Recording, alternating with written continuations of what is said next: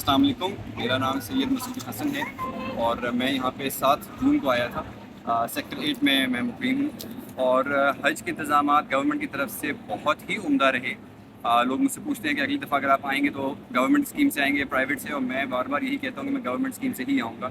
मुझे कोई फ़र्क महसूस नहीं हुआ प्राइवेट में या गवर्नमेंट स्कीम में, और गवर्नमेंट ने बहुत साथ दिया है। सऊदी गवर्नमेंट ने भी और पाकिस्तानी गवर्नमेंट ने भी। मुआविनीन बिल्कुल हर जगह मौजूद थे। खाना बहुत अच्छा था, रिहाइश बहुत अच्छी थी। मिना का हमारा स्टे बहुत अच्छा था, खाना वाफिर मकदार में था, लोग बहुत अच्छे थे माशाल्लाह। अरफात में भी इसी तरीके से खाने पीने का बहुत अच्छा इंतज़ाम था, रिहाइश का बहुत अच्छा इंतज़ाम था। मुआविनीन हर जगह मौजूद थे, बस वक्त पर वो मौजूद थी और हमें हर जगह हमारा साथ दिया गया है। मुज़दलिफ़ा में भी इंतज़ाम बहुत अच्छे थे, तो हुकूमत ने बहुत अच्छे इंतज़ाम किए हैं। मुआविनीन हर जगह मौजूद रहे हैं। A job very well done.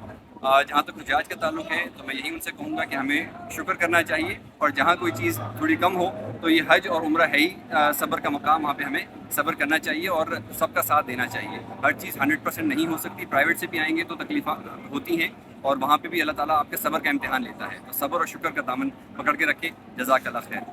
Peshawar से हूँ। पेशावर में सवाबी से ताल्लुक़ है और हबीब रहमान नाम है। हज के इंतज़ाम तो इस साल बहुत अच्छे थे, और मिना में भी रिहाइश में वो अच्छे थे। सब कुछ ठीक ठाक चल रहा था, और आज हमारा तीसरा दिन है। इंशाअल्लाह आज हम यहाँ से निकलेंगे।